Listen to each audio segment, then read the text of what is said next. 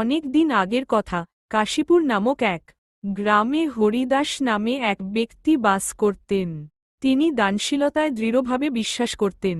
এই কারণে গ্রামের সবাই তার প্রশংসা করত।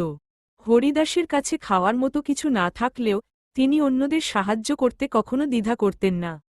একদিন সকালে হরিদাস যখন তার খাবার তৈরি করে খেতে বসলেন, তখন একজন বৃদ্ধ তার দরজায় এসে উপস্থিত হলেন। আমাকে কিছু খেতে দাও, বাবা। গতকাল থেকে আমার খিদে পেয়েছে। আমি কিছু খাইনি, পানও করিনি। আমি আর হাঁটতেও পারছি না। চাচা, দয়া করে ভেতরে আসুন। আমার সাথে বসে খাও। এতটুক খাবার আমার পেট ভরবে না। ঠিক আছে, আমি আগে থেকে ভিক্ষা করে খাবো। যদি খেতে বসে থাকো, তাহলে খাও।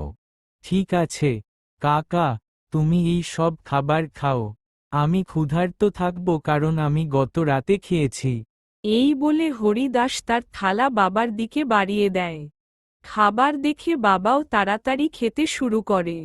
আর খাওয়ার পর বাবা হরিদাসকে আশীর্বাদ করে বলেন, ঈশ্বর তোমাকে সবসময় সুখী রাখুন, ছেলে।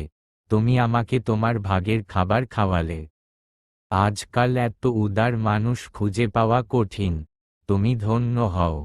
এই বলে বাবা চলে যান, কিন্তু হরিদাসও ক্ষুধার্ত ছিলেন। এখন তিনি রান্নাঘরে যান এবং রান্নাঘরে রাখা বাক্সগুলি দেখতে শুরু করেন, যেখানে এক দানাও খাবার ছিল না।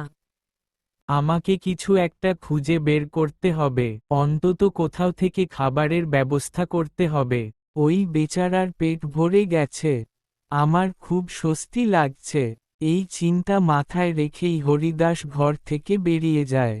ঠিক তখনই গ্রামের রামলাল তাকে দেখতে পায় এবং তার স্ত্রীকে বলে, আরে, আমি এতদিন ধরে এই বস্তাগুলো একাই বয়ে বেরিয়ে আসছি।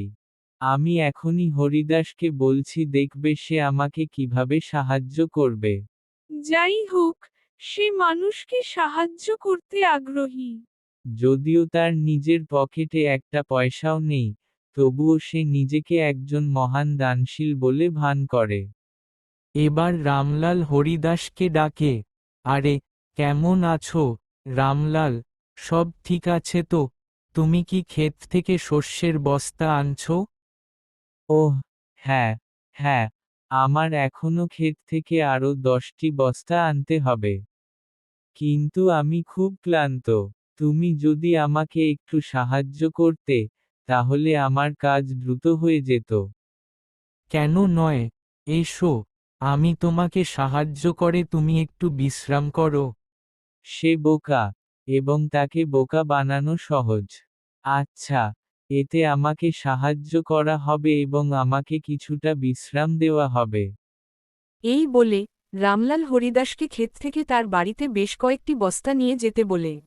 বস্তাগুলো রাখার পর রামলাল হরিদাসকে বলে, আপনাকে অনেক ধন্যবাদ, ভাই। যদি তুমি না থাকো, তাহলে আমি সারা রাত এই বস্তাগুলো বহন করে যেতাম।